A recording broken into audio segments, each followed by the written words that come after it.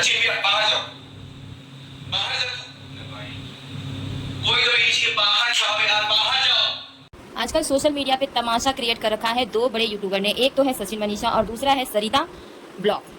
तो ये सरिता और सचिन के बीच में एक घमासान युद्ध हो गया है और ये युद्ध आज का नहीं है, ये युद्ध, ये कंट्रोवर्सी जो है बहुत ही पुरानी है। मुझे ये समझ में नहीं आता कि पिछले साल की ये मुद्दा को सचिन इस साल अभी उठाने का क्या पर्पस लगता है। वैसे पर्पस तो व्यूज़ ही है, व्यूज़ कमाना। जैसे कि आए दिन सचिन कभी अपने माँ बाप को बदनाम करके, कभी अपने भाई बहनों को बदनाम करके, कभी और यूट्यूबर्स के बीच में बोल के वो ऐसा सीन क्रिएट कर देता है जिससे कि व्यूज़ भर भर के उसको मिल जाते हैं। मैं तो दावे के साथ कह सकती हूँ कि ये मुद्दा भी व्यूज़ का ही है, क्योंकि जिस बात से नाराजगी सचिन ने जताई है वो बात इतनी बड़ी नहीं है कि इतना लंबा खींचा जाए। पिछले कई दिनों से दोनों के बीच, सरिता और सचिन के बीच बहुत ही घमासान युद्ध हो गया है।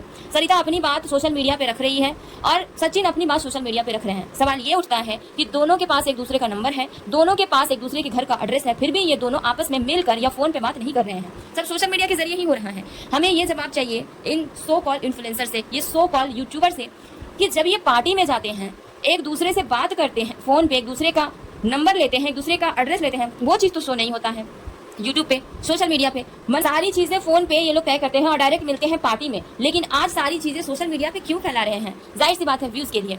लेकिन यहाँ एक बड़ा और मुद्दा है, ये व्यूज़ के चक्कर में दो इंसान तो लगे पड़े हैं ही, ये सरिता और सचिन। लेकिन इसके बाद भी कई ऐसे यूट्यूबर हैं जो बहती गंगा में हाथ भी धो रहे हैं। जैसे कि आप इसको ही देख लीजिए।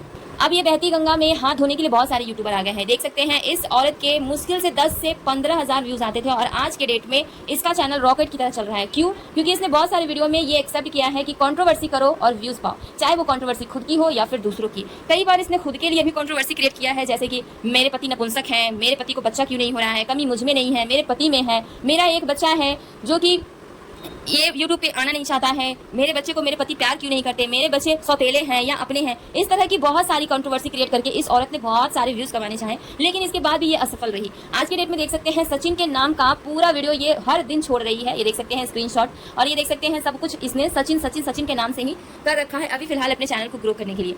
तो ये व्यूज का खेल है, बहती गंगा में हाथ धोने का खेल है। एक का झगड़ा है, दूसरे उसमें आएंगे, उसको भी फायदा मिलेगा। लेकिन फायदा सिर्फ ये यूट्यूबर्स को नहीं मिल रहा है, दो लोग आपस में लड़ रहे हैं, सिर्फ उनको ही नहीं मिल रहा है। सवाल ये उठता है कि ये फायदा और भी ब्लॉगर्स को मिल रहा है। और सिर्फ ये इकलौती ऐसी यूट्यूबर नहीं है जो बीच में बहती गंगा में हाथ धो रही है। ये देखिए, ये भी बहती गंगा में हाथ धो रहे हैं। इनका नाम है मिथुन और काजल। ये पिछली बार बहुत बड़ा कंट्रोवर्सी क्रिएट किया था ये बंदा, कि इसने कहा था अंकुर सक्सेना ने इसकी बेइज्जती की है कि आपने कार खरीदी, EMI कौन भरेगा, कैसे भरोगे। इस बात पे बहुत बड़ी लड़ाई हुई थी और 10-15 दिन व्यूज का खेल चला था, जो कि अब आके अंकुर सक्सेना ने ये बात एक्सेप्ट कर ली है कि वो सिर्फ और सिर्फ व्यूज के लिए किया गया था। अभी बर्थडे ब्लॉग में उसने एक्सेप्ट किया है। तो क्या सच है क्या झूठ है, यहाँ पे बोलना बहुत ही मुश्किल है, क्योंकि ये लोग हैं ही गधे, ये लोग हैं ही व्यूज के भूखे नंगे, ये लोग कुछ भी कर सकते हैं व्यूज के लिए। बात यहीं तक थमी नहीं है, अभी और भी है। ये देखिए अंकुर सक्सेना भी आ गए हैं बीच में, सरिता और सचिन के बीच में बोलने के लिए, या यूं कहें कि बहती गंगा में हाथ धोने के लिए। गाइज ये सब कुछ नहीं है। अगर एक्चुअल में लड़ाई हुई होती, एक्चुअल में कुछ हुआ होता, तो सॉर्ट आउट ये लोग अपने घर के अंदर कर चुके होते, क्योंकि इतनी डिग्निटी तो एक दूसरे के लिए दिखानी चाहिए। समझ तो होगी इन लोगों को कि सोशल मीडिया पे बात रखने से बात और बढ़ेगी, ना कि संभलेगी। लेकिन ये लोग चाहते ही है कि बात और बिगड़े, बात और ज्यादा बिगड़े, तभी तो इनको व्यूज मिलेगा। तो ये सब कुछ मुद्दा है सिर्फ और सिर्फ व्यूज का। ये नाटक पिछले 20-25 दिनों से चल रहा है। मैं इस मुद्दे पे कोई भी वीडियो नहीं बना रही थी, क्योंकि मुझे लग रहा था कि चलो बस हुआ, लेकिन ये बस होने का नाम ही नहीं ले रहा है। ये कंट्रोवर्सी इतनी ज्यादा बढ़ गई है कि अभी के डेट में सभी यूट्यूबर इसमें कूद पड़े हैं। अब बात करते हैं नेहा की, तो नेहा भी इसमें कूद पड़ी है। वो भी अपना ओपिनियन रख रही है कि क्या सच है क्या झूठ है। एक्चुअली नेहा के बारे में बहुत सारे जो कुछ बैड चीजें फैल रही हैं अभी, पता नहीं वो कमेंट के जरिए फैली हैं या फिर किसी के वीडियोस के जरिए या फिर किसी के रिएक्शन चैनल के बेस पे वो चीज रूमर उड़ा है। सचिन और नेहा के बीच जो गलत संबंध है, इस संबंध को लेकर भी बहुत सारी अफवाहें फैली हुई हैं। और मुझे ऐसा लगता है कि नेहा का ये जो ओपिनियन आया है वो इसी बेस पे रहा होगा कि सचिन और मनीषा के लिए उनका जो रिश्ता है वो भाई बहन का है, लेकिन लोग उसे गलत नजरिए से देख रहे हैं। खैर, इस बात में कितनी सच्चाई है नेक्स्ट वीडियो में बताएंगे, क्योंकि मैं इसमें ज़्यादा कुछ नहीं जानती हूँ। अब बात करते हैं और भी यूट्यूबर्स की। सरिता जी कहते हैं सरिता जी बहुत अमीर हैं और फॉलोअर्स भी उनके अच्छे खासे हैं, एक अच्छा है उनका, तो फिर वो इतना बात को क्यों बढ़ा रही हैं? कहीं ना कहीं वो भी चाहती हैं कि ये कंट्रोवर्सी आगे बढ़े और मुझे फायदा हो। ये सचिन तो है ही व्यूज का नंगा भूखा। अगर ये बात इतनी ज्यादा पुरानी थी, मुझे ऐसा लगता है जिस तरह की चैट, जिस तरह का स्क्रीनशॉट शेयर किया जा रहा है, ये दिसंबर और जनवरी का स्क्रीनशॉट शेयर किया जा रहा है, तो लगता है कि ये वाकया उससे भी पहले का हो, क्योंकि मुद्दा बहुत पहले हो चुका है। बाद में स्क्रीनशॉट माफी वाला ये लोग भेज रहे हैं, लोगों को दिखा रहे हैं। मुझे आज से 6 महीने पहले का भी ये लोग रिकॉर्डिंग स्क्रीनशॉट संभाल के रखे हुए हैं, शायद इसी दिन पे काम आने के लिए। दोनों की तरफ से ही स्क्रीनशॉट सेव करके रखा हुआ है, दोनों की तरफ से ही कॉल रिकॉर्डिंग सेव करके रखा। वो उसको धमका रहा है कि आपकी पैंट खोल देंगे, वो उसको धमका रहा है कि आपकी पैंट खोल देंगे। लेकिन इस बीच एक बहुत बड़ा सवाल ये है कि आप लोग जो भी व्यूअर्स हैं वो इन सब कंट्रोवर्सी को देखकर क्या सीखते हैं? क्या आप लोग जो ये यूट्यूबर सिखा रहे हैं वो आप अपनी निजी जिंदगी में अप्लाई कर सकते हो? बिल्कुल भी नहीं।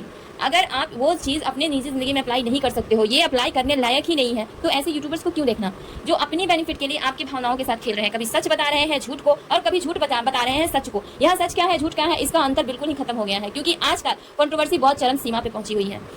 कंट्रोवर्सी करो, व्यूज पाओ, यही फंडा अपना लिया है हर यूट्यूबर ने।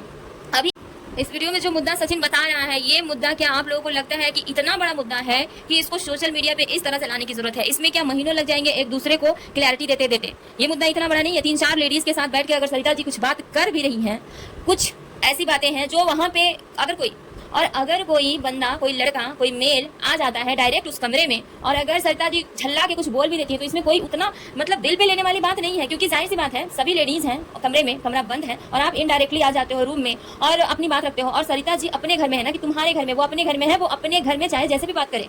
हाँ, ये बात है कि थोड़ा रूड उनका बिहेवियर हो सकता है, जैसे कि तुम बता रहे हो, तो वो प्रेग्नेंट है और प्रेगनेंसी में बहुत सारी चीजें होती रहती हैं, और आप लोगों को ये भी मालूम है कि वहाँ भी कुछ ऐसा ही मुद्दा चल रहा था 3-4 लेडीज के बीच में। तो हो सकता है कि उनके मुंह से कुछ ऐसा लाउड निकल गया हो, तो ये बात इतनी ज्यादा तूल देने वाली नहीं थी, क्योंकि आप लोग सब बोलते हो कि सरिता मेरी दीदी है और ये यूट्यूबर हमारे अच्छे फ्रेंड हैं, अच्छे दोस्त हैं। आपके अपने निजी जो जिंदगी में जो आपके एक्चुअल रिश्ते हैं, उन सभी रिश्तों से ज्यादा तो यूट्यूबर को आप लोगों ने अपनी जिंदगी में महान बना रखा है। तो फिर इतनी सी बात को लेकर के इतना बवाल क्यों? ये व्यूज का खेल है गाइस, और कोई खेल नहीं है यहाँ पे। मुझे नहीं लगता कि सरिता जी इतनी ज्यादा गलत है। वैसे कौन सही है कौन गलत है ये तो मैं नहीं बोलूंगी, लेकिन इतना जरूर बोलूंगी कि जो भी इनको देख रहे हैं वो सरासर गलत है। क्योंकि अगर आप इनसे कुछ सीख नहीं पा रहे हो, कुछ अच्छा ले नहीं पा रहे हो, तो बेकार है वहाँ पे समय देना, बेकार है वहाँ पे अपनी डाटा को खर्च करना। तो आप लोग अपना डाटा भी सेव करें और अपना समय को भी सेव करें। ऐसे चूतिए ब्लॉगर्स को मत देखा करें, क्योंकि ये लोग आपके समय बर्बाद करने के अलावा कुछ नहीं कर सकते। चलिए मिलते हैं नेक्स्ट वीडियो में, तब तक के लिए बाय बाय। चैनल को सब्सक्राइब कर लीजिएगा और नेक्स्ट किसके ऊपर रिएक्शन देखना है ये भी बता दीजिएगा।